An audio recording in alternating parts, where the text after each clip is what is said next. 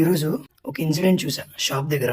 ఒక మనిషికి 28 to 33 age gap లో ఉంటాడు. ఆ మనిషి సూటు టక్కు షూస్ అన్ని వేసుకున్నాడు. సిగరెట్ తాగుతూ అమౌంట్ 100 రూపాయలు ఇచ్చేసి ఇంక వెళ్ళిపోతున్నాడు. అక్క ఒక సిగరెట్ తీసుకున్నాడు, చేంజ్ ఇద్దామని అన్న పిలుస్తుంటే ఆ మనిషి తిరిగి నువ్వే పెట్టుకోక అని లబ అని ఏడుస్తున్నాడు. అసలు నేను షాక్, ఎందుకు ఏడుస్తున్నాడు ఏమి అని అక్కడే నిల్చున్నా ఒక 2 minutes. ఇంకా అన్న కూడా అక్కడే ఉన్నాడు ఏడ్చుకుంటూ. ఎందుకు ఏడుస్తున్నాడో తెలీదు, కూర్చున్నాడు మళ్ళీ నిల్చున్నాడు, ఏడుస్తున్నాడు.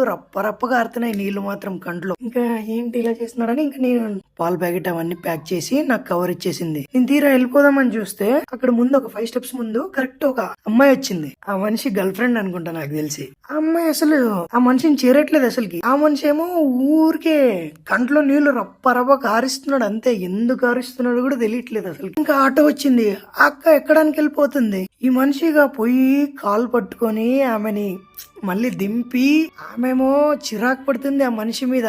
మనిషి అంటేనే చేరట్లేదు ఆమె ఆ రేంజ్ లో. ఈ మనిషి ఏమో బిక్కుమని ఏడుస్తున్నాడు.